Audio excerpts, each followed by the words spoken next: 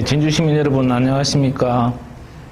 복지와 산업이 조화된 인권도시 진주를 만들고 싶어서 국회의원에 출마한 진주갑 더불어민주당 후보 정영훈입니다. 안녕하세요.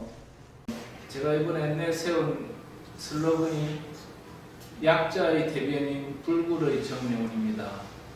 우리는 지금 자본주의 사회에 살고 있는데 자본주의 사회는 기본적으로 시장 원리에 따라서 경쟁을 하는 사회입니다.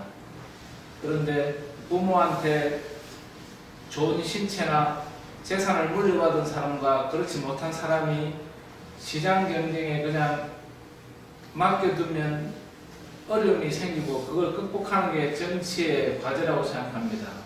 그래서 제가 20년간 변호사 활동을 통해서 그 많이 상담하고 본 약자들의 어려움 이런 것들을 대변하는 그런 약자의 대변인이 돼서 시장 경제의 어떤 이런 약점을 보완하겠다. 그게 제 출마의 마음가짐이고, 불굴의 정영훈은 제 어떤 장애를 극복하는 게 그 의미뿐만이 아니라 진주 시민들을 위한 일이라면 어떤 일도 굴하지 않고 하겠다.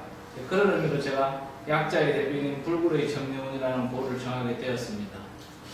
제가 이제 출마하기 전에는 이제 현대 아산에서 또한 8년 정도 금강산과 개성관광을 총괄하는 관광 담당 상무일을 했습니다. 그래서 대한민국 변호사 중에 그 개성과 금강산, 백두산, 평양을 가장 많이 다닌 변호사가 저죠. 그래서 이제 단순히 그 북한을 일만 하러 다닌 게 아니고 변호사로서 앞으로 남북 간의 경제 협력체가 되려면 어떤 법적인 기반을 다져야 될지 그런 이론뿐만이 아니고 실제로 그 금강산과 개성관광을 총괄하는 현대아산의 관광 담당 상무로서 현장을 뛰었기 때문에 국회의원이 되면 이제 외통위 활동을 하려고 하는 거죠. 그래서 외교통일상임위원회에 들어가서 제2의 개성공단을 만들고 남북 경제협력의 새로운 모델을 만들고 싶은 그런 이제 꿈을 가지고 출마를 하게 되었습니다. 결국 대한민국이 앞으로 살 길은 남북 경제 공동체를 형성하는 겁니다. 남북 경제 공동체를 형성해야 우리 진주의 젊은이들의 새로운 일자리가 생기고 우리 중소기업의 활로가 열립니다. 또 제가 또 중소기업진흥공단에 다니면서도 뼈저리 느꼈거든요. 그래서 저는 이제 국회의원에 당선되면 우리 진주 시민들을 대변하는 것도 중요하지만 남북한 경제 공동체를 꼭 만드는데 제 지금까지 경험과 능력을 한번 쏟아보고 싶습니다. 그래서 이제 입법 활동은 저는 제2개성공단과 남북교류협력법을 발전시키는 걸 제가 그래서 상임위원회는 외교통일위원회를 지망하겠다고 말씀을 드렸지 않습니까? 그 다음에 두 번째는 제가 중소기업진흥공단에 다녔으니까 결국 산업을 발전시키려면 특히 진주 같은 이런 중소기업과 소상인이 많은 이런 지역에는 대기업과 중소기업의 상생을 위한 그런 법을 잘 만드는 것이 중요하다는 걸 제가 1년 동안 중소기업진흥공단 상임감사를 하면서 많이 느꼈습니다. 그래서 그 중소기업을 지원하고 대기업과 상생할 수 있는 그런 중소기업 지원에 관한 법을 제가 당선이 되면 총체적으로 좀 전개를 할 그런 계획입니다. 우리 민주당과 저는 보편적 복지를 주장하고 있습니다. 그러나 보편적 복지도 예산이 돈이 있어야 되는 거 아니겠습니까? 그래서 일단 진주 4천형 일자리를 만들 생각입니다. 그래서 우주항공 분야 혁신형 일자리, 그러니까 광주형 일자리 같이 노사가 양보하는 상생형이 아닌 우주항공 산업에 기반한 혁신형 일자리를 진주 4천에 만들고 이제 수치료장이 완료된 재활병원을 만들겠다는 게 있습니다. 그러니까 이제 어린이 그다음에 이런 관절이 안 좋으신 어르신들 이런 분들이 초기에 재활운동하는 데 있어서 수치료장이 매우 중요한데 그게 되려면 단체장이나 국회의원들의 마인드도 필요하고 그 기초단체의 예산이 확보가 돼야 됩니다. 그래서 제가 이제 과천이나 몇 군데 모범적인 장애인 시설을 저와 제가 당선이 되면 제가 시장님하고 도의원, 시의원님을 모시고 이제 견학을 갈 생각입니다. 진주 의료원이 폐원이 되고 새로운 공공의료기관을 진주에 반드시 설치해야 되는데 그 방향 중에 하나로서 수치료 시설이 완비된 재활 전문 병원을 진주에 유치하려는 게 제 공약 중에 하나입니다. 그러니까 저희 진주가 이제 그 형평운동의 오랜 역사를 가지고 있는 그런 개념에서 이제 많은 분들이 인권도시라는 그런 개념에 좀 동의를 하시고 또 그걸 살려달라.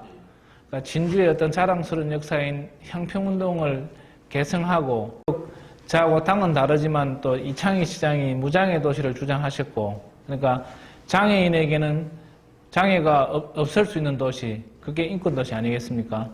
그리고 또 김중섭 교수님이 또 강조하시는 그런 우리 형평운동을 포함해서 진짜 평등이 실현되는 진주, 그 다음에 또 이제 그게 이제 구체화되려면 도조례나 진주시 조례를 통해서 인권 조례든 이런 조례가 또 정비가 돼서 재정적인 뒷받침이 돼야 될 거라고 봅니다.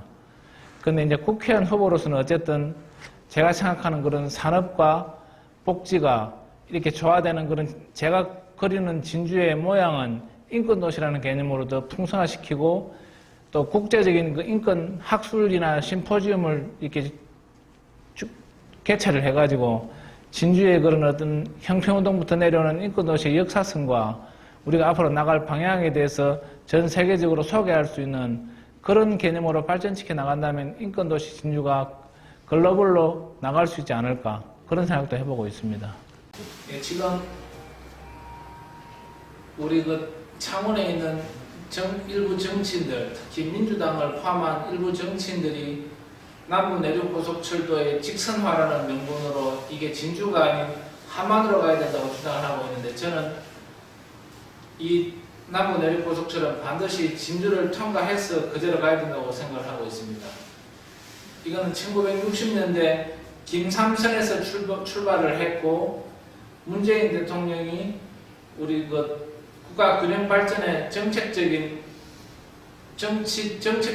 어떤 전략 하에서 김경수 도지사와 협의를 해서 그러니까 예타 면제에 국가 재정 사업이 된 것이기 때문에 이거는 당을 떠나서 반드시 진주를 통과해서 그대로 갈 수 있도록, 그 부분은 특히 또 제가 또 집권 여당 국회의원이 되면 우리 박대출 후보는 원안 사수라는 말씀을 하고 계신데, 이거는 원안을 사수할 문제가 아니고 조기 착공을 해서 조기 완공하는 게 목표입니다.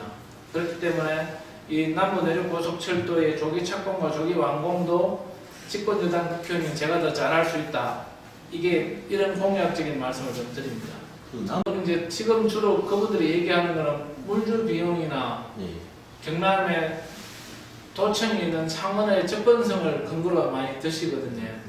근데 지금 이 남부 내륙 고속철도의 노선은 그런 어떤 도청이 있는 창원의 접근성이나 어떤 건설 비용이 얼마나 절감되느냐 하는 건설 비용의 문제도 고려를 해야 되지만, 기본적으로 이 남부 내륙 고속철도가 왜 입안이 되었고 국가재정사업으로 예타 면제가 되었는지 그 근본적인 배경과 취지를 저는 되새겨볼 필요가 있다고 생각하는 거죠.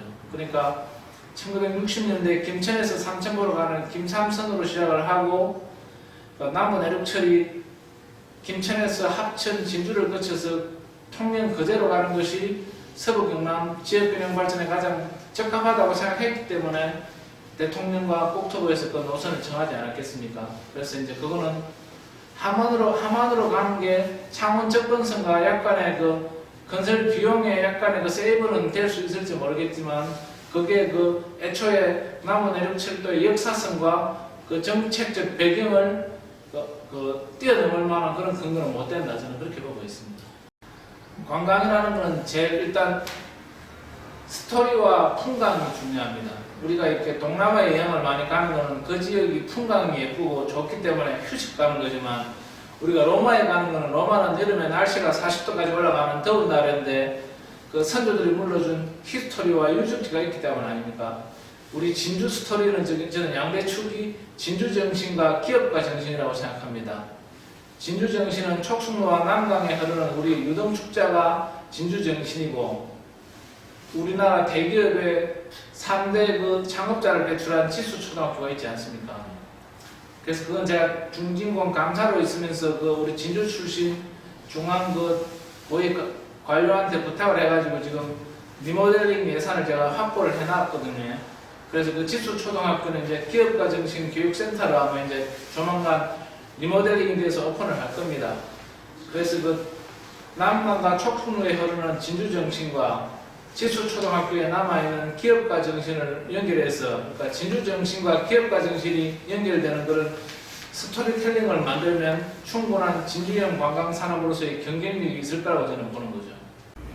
예, 가장 중요한 거는 이제 이번 총선은 진주의 발전을 이끌 국회의원이 누구냐를 지금 진주 시민들이 선택하는 선거인데, 저는 진주 발전을 위해서는 집권 여당 국회의원이 꼭 필요하다. 제가 문재인 대통령의 경남선대위원회 상임선대위원장을 맡았지 않습니까? 도당위원장으로서. 그리고 또 김경수 도지사는 또 저하고 서울대 총학생회를 같이 한 또 제 대학 동기고, 그러니까 이렇게 중요한 남부 내륙7도의 조기 착공과 조기 완공, 그 다음에 공기업의 제2차 지방 이전, 이런 걸 통해서 혁신도시 시즌2를 완성하려면 대통령과 소통하고 중앙당, 집권당과 소통하고 도지사와 협업할 수 있는 그런 그 집권여당 국회의원이 꼭 필요하고, 그렇기 때문에 박대출 후보보다는 제가 더 이런 남부 내륙 고속철도나 혁신도시 시즌2를 비롯해서 진주 발전을 더 이끌어 나갈 적임자가 아니겠는가, 그렇게 시민들께 좀 설명을 드리고 동의를 구해 나갈 생각입니다. 저는 최성재 후보하고 김준영 후보는 제가 8년 전부터 이렇게 소통을 해오고, 김준영 후보 공감 개소식에는 제가 직접 가서 축하를 드렸고, 최성재 후보는 또 대학 후보이고 한이기 때문에 진주 발전을 위해서 소통을 계속 해왔습니다. 그래서 기본적으로는 제가 박대출 후보를 꺾을 수 있다는 그런 좀 가능성을 보여드려야 단일화가 되지 않을까 생각을 하고 있고, 또 두 분은 또 민주노총이 또 지지할 수 있는 그런 후보군이기 때문에 민주노총 또 경남본부나 서부지부를 통해서 이번에 진주 정치의 변화를 위해서 저와 최성재 무소속, 그 다음에 김준영 우리 민주당 후보 간에 좀 단일화를 좀 추천해 주십사 제가 지금 민주노총에 지금 요청을 해둔 상태입니다. 그래서 또 본격적인 본 후보 등록을 하고 여론조사 결과가 언론을 통해서 좀 나오거나 이렇게 해서 두 분하고 저하고 힘을 합치면 이번에 그 박대출 후보를 꺾고 진주 정치 변화를 이룰 수 있다는 그런 가능성이 확인이 되면 제가 좀 더 적극적으로 민주노총에 좀 단일화 주선을 요청드리고 두 분 후보님도 찾아뵐 생각입니다.